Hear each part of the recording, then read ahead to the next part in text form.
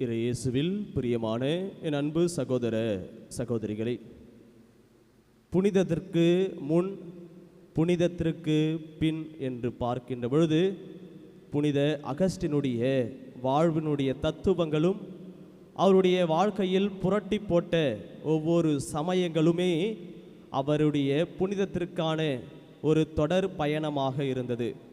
புனிதத்திற்கு முன் அவர் எப்படி விழிப்பாயிருந்தார், தயாரிப்போடு இருந்தார் என்று சிந்திக்க வேண்டும். மற்றும் புனிதத்திற்கு பின் அவருடைய அந்த விழிப்பும் அவருடைய அந்த தாகமும் எப்படி இருந்தது என்று நாம் சிந்திக்க அழைப்பு விடுக்கப்படுகிறது. அன்பு சகோதர சகோதரிகளே, புனித அகஸ்டின் அவருடைய வாழ்வு சற்று மாறுபட்ட நிலையில் இருந்தது. முழுக்க இந்த உலக கவர்ச்சிகள் மட்டும்தான் எனக்கு நிம்மதி என்ற நிலையிலே அவர் வாழ்ந்தார். அந்த ரோமன் பேரரசு காலத்திலே அவர் வாழ்கின்ற அந்த சமயத்திலே அந்த மக்களுடைய சிந்தனையெல்லாம் வெவ்வேறாக இருந்தது. மனிக்கேயிசம் என்று சொல்கின்ற கொள்கை அவர்கள் மத்தியிலே இருந்தது. மனிக்கேயிசம் என்று அந்த சொல்கின்ற அந்த கொள்கையானது இந்த உலகம் தருகின்ற ஆசைதான், இந்த உலகம் தருகின்ற நிம்மதிதான், இந்த உலகம் தருகின்ற அனைத்து விதமாக தான் மனிதனுக்கு மகிழ்ச்சியை தருகிறது, அவனுக்கு நிரந்தரத்தை தருகிறது என்று அவருடைய கொள்கையிலே புனித அகஸ்டினும் அதில் இணைத்து கொண்டிருந்தார். மனிதனாக இருந்த அகஸ்டினுடைய வாழ்வு இருளான நிலையிலே இருந்து கொண்டிருந்தது. இதனுடைய அந்த அடிப்படையிலே நேற்று நாம் கொண்டாடிய புனித மோனிகாவுடைய அந்த தாய் ஒவ்வொரு நாளுமே இந்த மகனுக்காக கண்ணீர் விட்டு சிந்தினார். அவருடைய வேண்டுதலும் அவருடைய விடா முடியாத அந்த நம்பிக்கையும் தான் தன்னுடைய மகன் மனம் மாற வேண்டும் என்ற ஆசையை அவர் ஒவ்வொரு நாளுமே அவர் வேண்டிக் கொண்டிருந்தார்.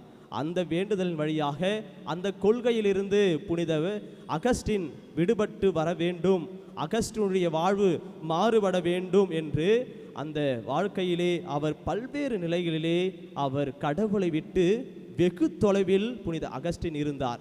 அவர் கடவுளுடைய மறுப்பு கொள்கையிலே கடவுள் வேண்டாம் என்ற நிலையிலே கடவுள் சொல்கிற திருச்சபை கணக்கான சட்டங்களும் தேவையில்லை என்றும், கடவுள் என்பவர் இல்லை என்றும், இந்த ஆன்மா என்பது இல்லை என்றும், உடல் தான் நமக்கு சந்தோஷத்தை தருகிறது என்ற நிலையிலே அவருடைய வாழ்க்கை மெக்கப்போக்கான ஏதோ மேம்போக்கான வாழ்க்கையோடு அவருடைய வாழ்க்கையை வாழ்ந்து கொண்டிருந்தார். 386வது ஆண்டிலே புனித வனத்து சின்னப்பருடைய வாழ்க்கையை பற்றி அவர் ஆழமாக வாசிக்கின்றார். அவருடைய வாழ்க்கை கொஞ்சம் சற்று அவருக்கு மாற்றத்தை தரக்கூடியதாக இருக்கின்ற பொழுது ஒரு இரவிலே அவர் தூங்கி கொண்டிருக்கின்ற பொழுது ஒரு குரல் ஒன்று அவருடைய காதிலே விழுகின்றது. அந்த குரலானது எடுத்து வாசி என்று அந்த குரலானது புனித அகஸ்டினுடைய காதில் விழ செய்கின்றது. அந்த எடுத்து வாசி என்ற வார்த்தை ரோமையர் அதிகாரம் 13 இறை வார்த்தை 13-14 இந்த வார்த்தை அவரை மாற்றத்திற்கான ஒரு வித்தாக, மாற்றத்திற்கான புது வாழ்வாக இந்த இறை வார்த்தை இருந்தது. அவர் களியாட்டம், குடிவெறி, கூடா ஒழுக்கம், காமவெறி, சண்டை சச்சரவு ஆகியவை தவிர்ப்போமாக. தீய இச்சைகளை தூண்டும் ஊனியல்பின் நாட்டங்களுக்கு இடம் கொடுக்க வேண்டாம், இயேசு கிறிஸ்துவை அணிந்து கொள்ளுங்கள் என்று அந்த வார்த்தையிலே இருந்தது. அதை வாசித்த அவர் இந்த உலகத்தில் இருக்கின்ற ஒவ்வொன்றுமே நிரந்தரம் அல்ல, இயேசுவை நான் அணிந்து கொள்ள வேண்டும் என்ற தாகம் அவருக்கு இருந்தது. அப்பொழுதுதான் அவர் புரிந்து கொண்டார், ஏன் என் தாய் எனக்காக வேண்டினார், ஏன் என்னுடைய தாயினுடைய அந்த வேண்டுதல் என்னை இவ்வளவு மாற்றத்துக்கு கொண்டு வந்தது என்பதை அந்த நேரத்தில் அவர் உணர்ந்து கொண்டார். புனிதத்தினுடைய மேன்மையை அவர் உணர்ந்து கொண்டதால் இன்று நமக்கு திருச்சபைக்கான பெரும் ஒரு எழுத்தாளராக, மெய்யியலாளராக, மறைநூல் அறிஞராக, ஆயராக இருக்கிறது என்றால் அவருடைய விழிப்பும் அவர் கடவுள் மீது கொண்ட ஆர்வம் தான். அவர் எழுதிய நூல்கள் எல்லாம் நாங்கள் இந்த குருத்துவத்தில் படிக்கின்ற பொழுது மெய்யியல் என்று சொல்வார்கள், பிலாசபி, மற்றும் இறையியல் என்று சொல்வார்கள். அந்த மெய்யியலுக்காகவும் இறையியலுக்காகவும் நாங்கள் படிக்கின்ற பொழுது கடவுளை பற்றி நாம் அவரை பற்றி எங்கு இருக்கின்றார், அவரை எப்படி நாம் அறிந்து கொள்ள முடியும், இந்த மெய் ஞானத்தால் அறிந்து கொள்ள முடிய அளவுக்கு அவருடைய எழுத்துக்கள் எல்லாம் நம்முடைய திருச்சபைக்கு ஒரு நம்பிக்கைக்குரிய எழுத்தாக மாறியது.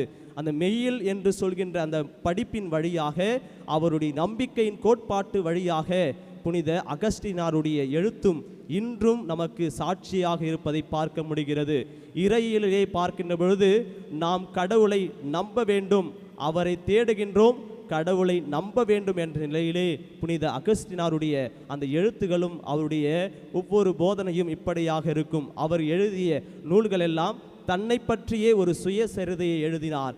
என்னுடைய வாழ்க்கை அது பாவம் நிறைந்த வாழ்க்கை, நான் பாவத்திலே விழுந்தேன், தாறுமாறாக வாழ்ந்தேன், இது உலகம்தான் எனக்கு இந்த நிம்மதி தருகிற இந்த வாழ்க்கை என்று அவருடைய சுயசரிதையே கன்ஃபெஷன் என்ற அந்த புத்தகத்திலே எழுதுவார்.